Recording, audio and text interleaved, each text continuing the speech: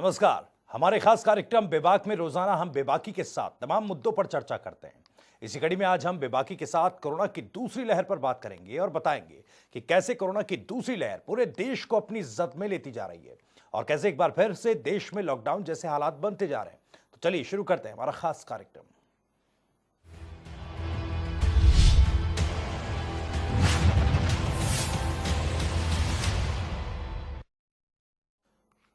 Rohtak PGI के gynae ward में 22 डॉक्टरों के कोरोना संक्रमित होने से प्रशासन में हड़कंप मचा हुआ है। 22 में से 14 डॉक्टर ऐसे हैं जिन्होंने वैक्सीन की डोज ली है लेकिन फिर भी संक्रमित हो गए, जिसके बाद पीजीआई प्रशासन की चिंता और बढ़ गई है। रिपोर्ट देखिए। देश में इन दिनों जानलेवा कोरोना वायरस की दूसरी लहर चल रही है। महाराष्ट्र, पंजाब और हरियाणा समेत करीब 10 राज्यों में तेजी से मामले बढ़ रहे हैं। ऐसे में रोहतक पीजीआई में 22 डॉक्टर्स को कोरोना पॉजिटिव पाए जाने के बाद पूरे हरियाणा में सनसनी फैल गई। सभी डॉक्टर्स जच्चा बच्चा वार्ड में तैनात थे, जिसके बाद इस वार्ड को तुरंत बंद कर दिया गया। आपको बता दें कि पिछले एक सप्ताह में 40 से ज्यादा डॉक्टर्स कोरोना की चपेट में आ चुके हैं। अकेले गायनी विभाग में 22 डॉक्टर्स की कोरोना रिपोर्ट पॉजिटिव मिली। इनमें 20 पीजी स्टूडेंट्स, एक सीनियर रेजिडेंट और एक फैकल्टी शामिल हैं। कोरोना की दूसरी लहर की मार में सबसे ज्यादा असर फ्रंट लाइन हेल्थ वर्कर्स पर भी देखने को मिल रहा है। आपको बता दें कि विभाग में 90 चिकित्सक हैं जो कि मरीजों की सेवाओं में जुटे हैं, जबकि रोजाना ओपीडी 500 से 1000 की है। वहीं PGI medical superintendent doctor Pushpa Dahiya ने बताया कि स्त्री एवं प्रसूति रोग विभाग के करीब 19 पीजी छात्र, 2 सीनियर रेजिडेंट और एक फैकल्टी सदस्य जो कि लेबर रूम में कार्यरत थे, वो सभी कोविड-19 पॉजिटिव पाए गए। गायनी डिपार्टमेंट में पिछले 15 दिन के अंदर 22 हमारे रेजिडेंट डॉक्टर्स जो हैं उनको कोविड-19 इन्फेक्शन हो गया है। 22 टोटल पॉजिटिव हैं, जिसमें से एक मैंने बताया कंसल्टेंट है और एक सीनियर रेजिडेंट है। तो आप रेजिडेंट्स में लगा दें, इनमें कंसल्टेंट सिर्फ एक है। 22 में से 21 रेजिडेंट है और एक कंसल्टेंट है। वहीं उन्होंने बताया कि 22 डॉक्टर्स को कोविड संक्रमण होने की वजह से अस्पताल में काफी समस्याओं का सामना भी करना पड़ रहा है। हमारे यहाँ पे करीब 60 डॉक्टर्स हैं, रेजिडेंट डॉक्टर्स हैं, और 25 के आसपास हमारे पास कंसल्टेंट्स हैं जो ड्यूटी करने वाले हैं, और 8 के करीब सीनियर रेजिडेंट हैं। तो जैसा हमें तकलीफ़ तो बहुत हो रही है कि एक बार से ही 22 जो लोग हैं, जो हमारे वर्किंग हैंड्स हैं, वो हमारे पास नहीं हैं। फिर भी हम दूसरे अपने बाकी डॉक्टर्स की सहायता से और कोलैबोरेशन से विद इन द डिपार्टमेंट हम ये काम चला रहे हैं। हमने अभी तक ये मना नहीं किया कि हम यहाँ कोई केस नहीं लेंगे या डिलीवरी नहीं, कि हम रूटीन में अपना सारा काम कर रहे हैं। थोड़ा सा ये है कि जो डॉक्टर्स हैं ओवरबर्डन हो गए हैं, क्योंकि 22 लोग जब एक बार काम पे नहीं हैं तो उनका काम दूसरे को देखना है, तो डबल काम हो गया है। इसके साथ ही उन्होंने कहा कि संक्रमण की गंभीरता को देखते हुए प्रसूति विभाग को शिफ्ट किया जा रहा है, जिसके लिए सभी तैयारियां की जा रही हैं। इतना ही नहीं, सिविल अस्पताल में भी प्रसूति का इंतजाम किया जाएगा। कि मैंने यहाँ पर ऑल्टरनेटिव एरिया तैयार कर लिया है और हमने मरीज वहाँ शिफ्ट करके पूरा लेबर रूम अच्छे से वहाँ पे पहले मैंने सैनिटाइज करवा रही हूँ, पूरा बिल्कुल सोप एंड वाटर से पूरा लेबर रूम क्लीन करवा दिया है। वहीं रोहतक पीजीआई के गायनी विभाग के 22 डॉक्टर्स के कोरोना पॉजिटिव पाए जाने के बाद हड़कंप मच गया है। 22 में से 14 डॉक्टर ऐसे हैं जिन्हें वैक्सीन की डोज भी दी जा चुकी है और 5 डॉक्टर ऐसे हैं जिन्हें पहले भी कोरोना हो चुका है। अब डॉक्टरों के वैक्सीन के बाद भी संक्रमित होने पर पीजीआई प्रशासन की चिंता और बढ़ गई है। डॉक्टरों को डर है कि संक्रमण का ये दूसरा स्ट्रेन तो नहीं है। ब्यूरो रिपोर्ट, जनता टीवी। वहीं कोरोना का कहर पंजाब और हरियाणा में भी बढ़ता जा रहा है। रोजाना नए नए मामले सामने आ रहे हैं। ऐसे में दोनों ही राज्यों में सरकार और प्रशासन की तरफ से नए नए कदम उठाए जा रहे हैं, जिससे कोविड-19 पर लगाम लगाई जा सके। रिपोर्ट देखिए। देश के जिन राज्यों में कोरोना विकराल रूप लेता जा रहा है, उनमें पंजाब और हरियाणा भी शामिल है, क्योंकि पिछले कई दिनों के दौरान पंजाब और हरियाणा में कोरोना का खतरा बढ़ा। बात करें पंजाब की, तो राज्य में पिछले 24 घंटे में 2200 के करीब नए कोरोना के मामले सामने आए। वहीं एहतियातन पंजाब सरकार ने कई शहरों में नाइट कर्फ्यू लगाया हुआ है। इसके साथ ही अमृतसर जिला प्रशासन ने किसी भी सामाजिक कार्यक्रम में शामिल होने के लिए कोविड-19 जांच की नेगेटिव रिपोर्ट या कोरोना वायरस रोधी टीका लगवाने का प्रमाण अनिवार्य कर दिया है। इस कदम का मकसद संक्रमण के प्रसार को रोकना है। वहीं बात करें हरियाणा की, तो हरियाणा में एक बार फिर से कोरोना संक्रमण फैलने लगा है, जिसको लेकर प्रदेश के मुख्यमंत्री मनोहर लाल ने कहा कि राज्य में कोरोना संक्रमण की तीसरी लहर शुरू हो चुकी है, जो नियंत्रण से बाहर है, लेकिन इसे नियंत्रित करने के लिए कड़े कदम उठाए जा रहे हैं। लेकिन मास्क पहनने, सैनिटाइजेशन और फिजिकल दूरी को लेकर सख्ती बरतनी भी जरूरी है। एक जो अच्छी बात नहीं है वो ये है कि कोरोना वर्ष के नाते कोरोना समाप्त होने की कगार पर आ गया था फरवरी में, लेकिन मार्च से फिर से एक थर्ड वेव जिसको कहनी चाहिए उसकी शुरुआत हो गई है और अभी भी वो कहीं कंट्रोल होती नहीं दिख रही है। कुछ प्रांतों में तो देश भर में काफी स्टीप इंक्रीज भी हुआ है, हमारा प्रांत भी उसमें एक है। वहीं देखा जाए तो हरियाणा में संक्रमण की गति तेजी से बढ़ रही है और रिकवरी रेट घट रही है। इसका अंदाजा इसी से लगाया जा सकता है कि मात्र 2 दिन में 1975 नए मामले सामने आए, जबकि सक्रिय मामलों की संख्या में जबरदस्त बढ़ोतरी होकर 9437 पहुंच गई। ये संख्या 13 दिसंबर के बाद सबसे ज्यादा है।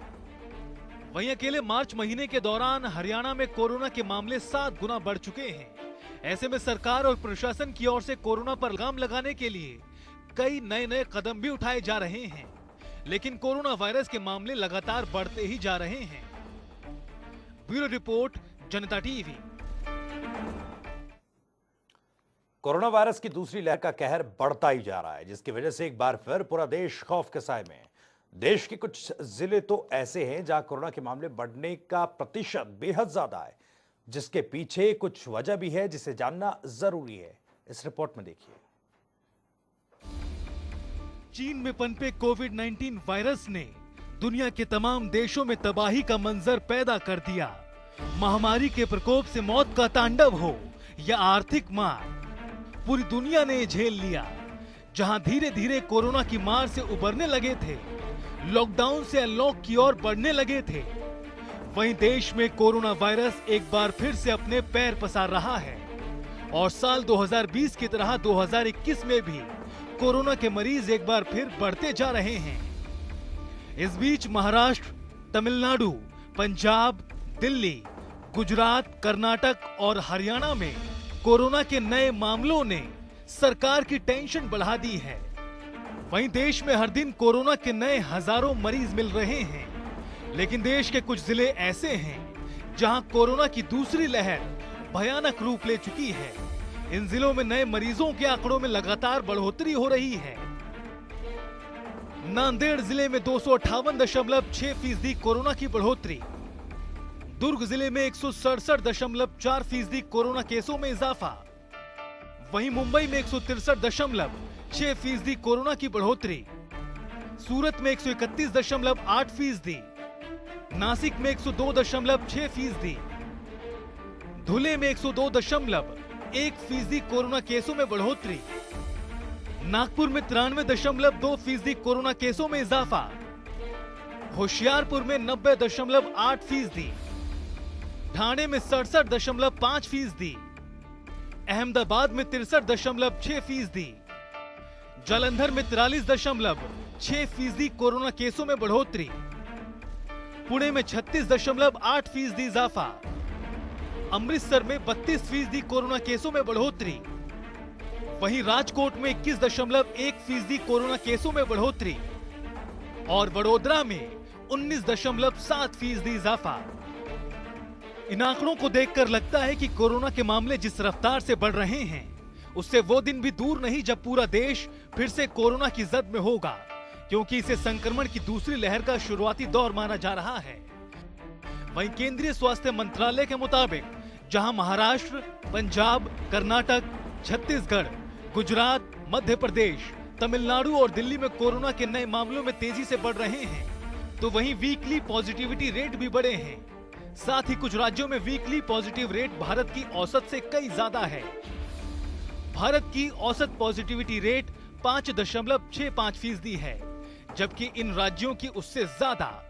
महाराष्ट्र में 23.44%, पंजाब की 8.82%, छत्तीसगढ़ में 8.24% और मध्य प्रदेश की 7.82 वीकली पॉजिटिविटी रेट है।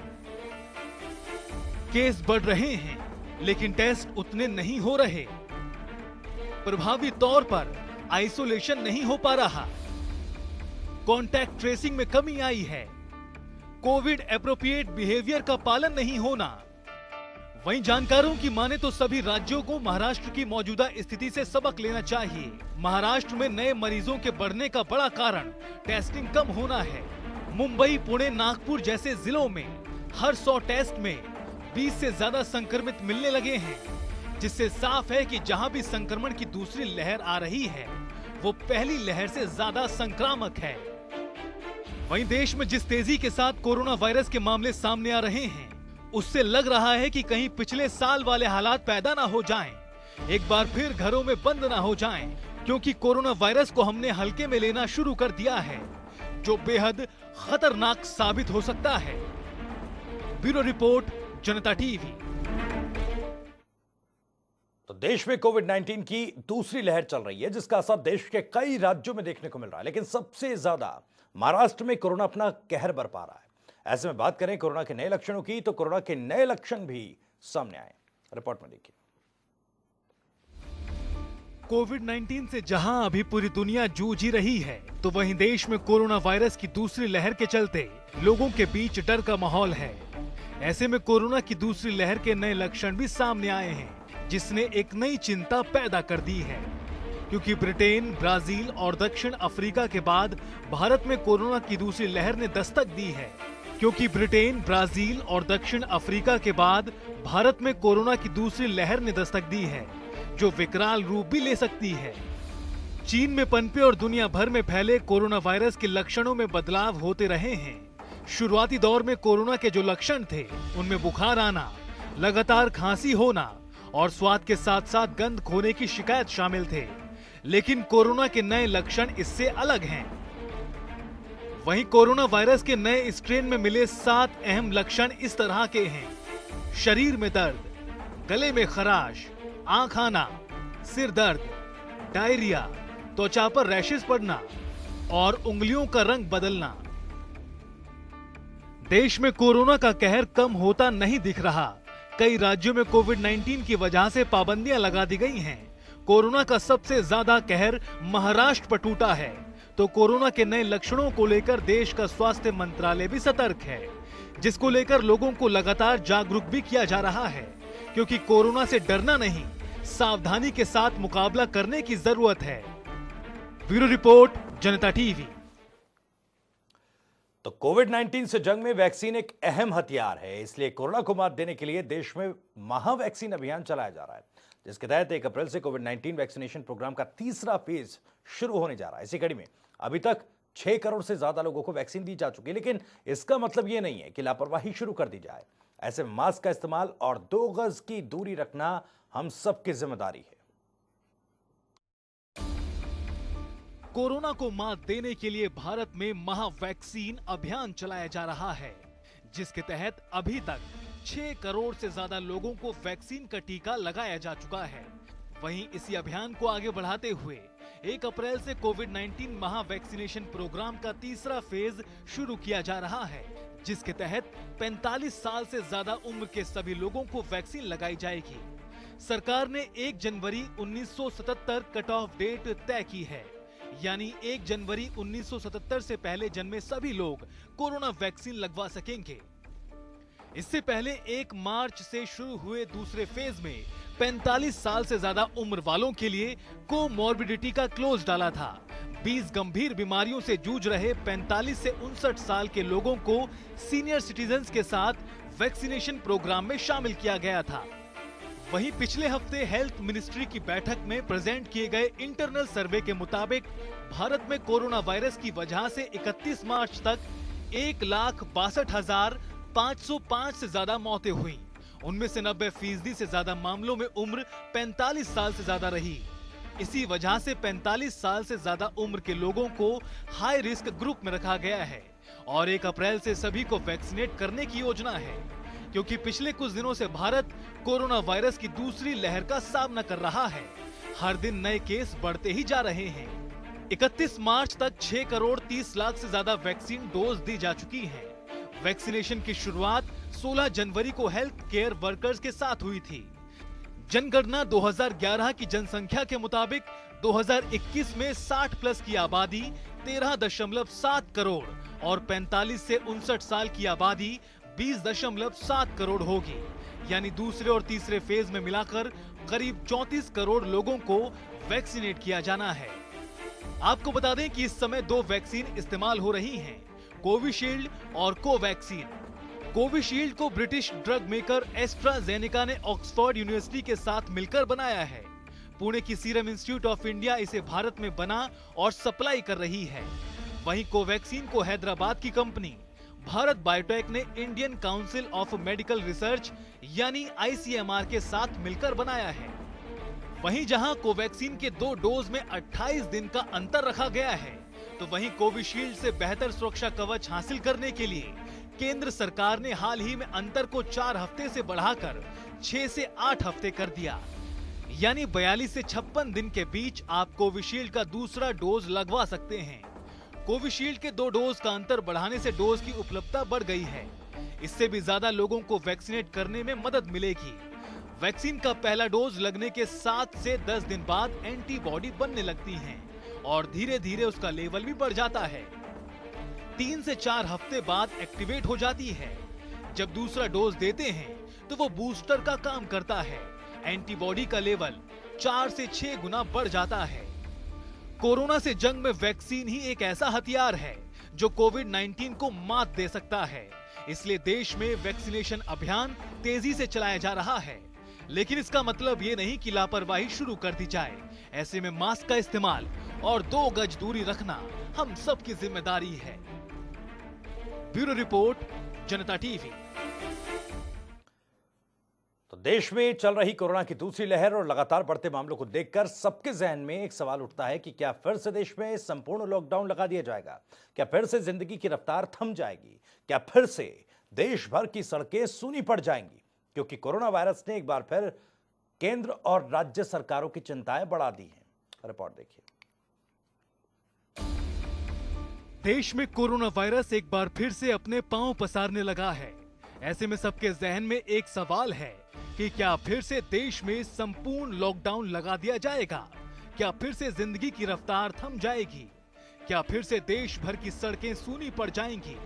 क्योंकि देश में फिर से लगातार बढ़ रहे कोरोना वायरस के मामलों ने केंद्र और राज्य सरकारों की चिंता बढ़ा दी है। तमाम कोशिशों के बाद भी कई राज्यों में हालात बेकाबू होते जा रहे हैं। आपको बता दें कि महाराष्ट्र में कोविड-19 सबसे ज्यादा कहर बरपा रहा है, जबकि केरल, कर्नाटक, आंध्र प्रदेश, तमिलनाडु, दिल्ली, यूपी, पश्चिम बंगाल, छत्तीसगढ़, मध्य प्रदेश, पंजाब और हरियाणा समेत कई राज्य हैं जो कोरोना से अछूते नहीं, जिससे साफ पता लगता है कि कोरोना की दूसरी लहर बेहद खतरनाक साबित होती जा रही है। ऐसे में कोरोना के फिर से बढ़ते मामलों को लेकर प्रधानमंत्री नरेंद्र मोदी भी चिंता जता चुके हैं। उन्होंने कहा कि देश के 70 जिलों में कोरोना के बढ़ते संक्रमण की बढ़ोतरी 150% से ज्यादा है। ऐसे में हमें कोरोना की इस उभरती हुई दूसरी लहर को तुरंत रोकना होगा। देश के 70 जिलों में तो पिछले कुछ हफ्तों में यह वृद्धि 150% से भी ज्यादा है, 150% से ज्यादा। अगर हम इस बढ़ती हुई महामारी को यही नहीं रोकेंगे तो देशव्यापी आउटब्रेक की स्थिति बन सकती है। हमें कोरोना की उस उभरती हुई सेकंड पीक को तुरंत रोकना ही होगा। देश में जिस तेजी के साथ कोरोना वायरस के नए मामले सामने आ रहे हैं, उससे लग रहा है कि कहीं पिछले साल वाले हालात पैदा ना हो जाएं। कहीं फिर से देश में संपूर्ण लॉकडाउन तो न लगा दिया जाए, क्योंकि कोरोना वायरस को हमने हल्के में लेना शुरू कर दिया है, जो बेहद खतरनाक साबित हो सकता है। ब्यूरो रिपोर्ट, जनता टीवी। तो विभाग में मेरे साथ आज फिलहाल इतना ही, लेकिन जनता टीवी पर खबरें लगातार जारी हैं।